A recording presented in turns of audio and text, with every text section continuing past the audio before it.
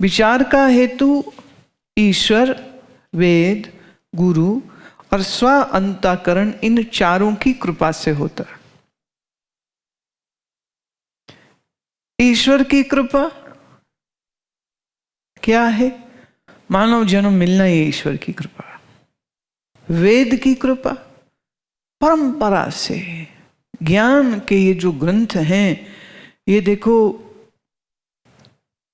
अब देखिए वेद का काल बहुत सारे विद्वानों ने कहा है कम से कम 1,00,000 वर्ष पहले के हैं ये वेद। अंग्रेजी के जितने हिस्टोरियंस हैं वो तो इसको बना देते हैं 7-8 हजार साल पहले। कईयों ने तो कहा जी बिल्कुल ही 5,000 साल पहले, कोई कह देता है 10,000 साल पहले। लेकिन पिछले दिनों नेशनल ज्योग्राफिक में ये डॉक्यूमेंट्री प्रसारित हुई कि द्वारिका में के किनारों पर वो शोध कर रहे थे जल के ऊपर, समुद्र के जल के ऊपर, और एक्सीडेंटली उनको क्या मिलती है? वो द्वारिका नगरी, जिसको कहते कि कृष्ण जी डुबो गए थे शरीर छोड़ने से पहले, वो द्वारिका मिली। और पूरा नगर है, किले हैं, मकान है, गलियां हैं। तो वहां से उन्होंने कुछ सैंपल्स निकाले और उसकी एक वैज्ञानिक तरीका होता है जिससे कितने वर्ष पुराना है ये बहुत निश्चय से अनुमान हो सकता है। मैं 2 कंट्रोवर्शियल वर्ड कह रही हूं, निश्चय से अनुमान हो सकता है।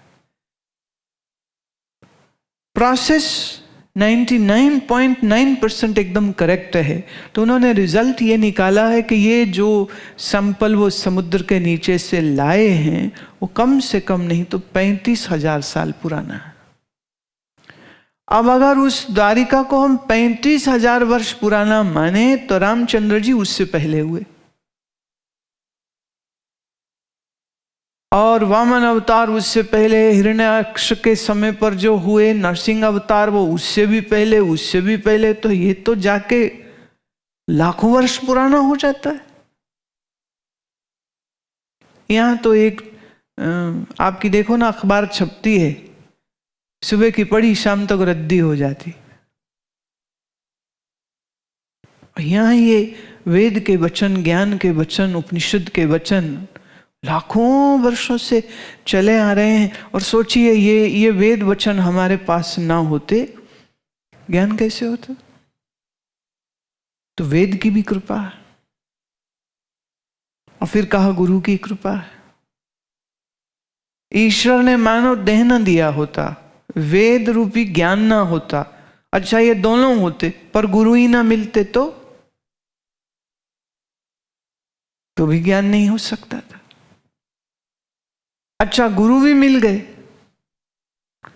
पर अपने ऊपर स्वयं कृपा नहीं करी। मैंने जिस साधना की भट्टी में अपने आप को जलाना चाहिए था, मन की शुद्धि करनी चाहिए थी, वो नहीं करी। आलस, भोग, भय, निद्रा में अगर जीवन व्यतीत किया तो समझो गुरु की कृपा निष्फल, ईश्वर की कृपा निष्फल, और वेद की कृपा भी निष्फल कर दी। और ये भी याद रख लेना, ये जितना कृपामयी प्रतीत होता है ना, ये उतना खतरनाक भी सौदा हो सकता है। वेद, गुरु, ईश्वर की कृपा को जो नकार देते हैं, उनको फिर अगले कई जन्मों तलक ना गुरु की कृपा मिलती है ना वेद की मिलती है। फिर कईयों ने तो ये भी कहा कि शायद मानव जन्म भी नहीं मिलता है, मिल भी जावे तो कीड़े की तरह, पशु की तरह ही जिएगा, क्योंकि वेद नहीं मिलेगा, ज्ञान नहीं मिलेगा, गुरु नहीं मिलेगा। तो विचार करके देखें तो 4 ईश्वर, वेद, गुरु और स्व, इनमें सबसे ज्यादा कीमती अगर मैं कहूं तो वह अपने ऊपर की गई कृपा। अगर ये नहीं हमने करी तो हमसे बड़ा हमारा दुश्मन और कोई नहीं हो सकता है। स्व के दुश्मन हो गए हम, अपने ही दुश्मन हो, अपने ही शत्रु हो गए। प्रभु ने शरीर दे दिया, हमने बेकार कर दिया। वेद उपलब्ध थे, हम सोने में व्यस्त थे, चुगली निंदा करने में व्यस्त थे, कानों में वाणी से हमने वेद वचनों को धारण ही नहीं किया। गुरु मौजूद थे पर गुरु से ही लड़ भिड़ के भाग गए। इज्जत बेइज्जती हो जाती है ना, गुरु से ही दूर हो गए। या गुरु के पास तो है पर अपने आलस्य में, तमोगुण में, रजोगुण में व्यर्थ हो गया, व्यर्थ हो गया। तो विचार की पूर्ति के लिए ये चारों ही चाहिए, गुरु, वेद, ईश्वर और स्वयं की कृपा अपने अंतःकरण पर।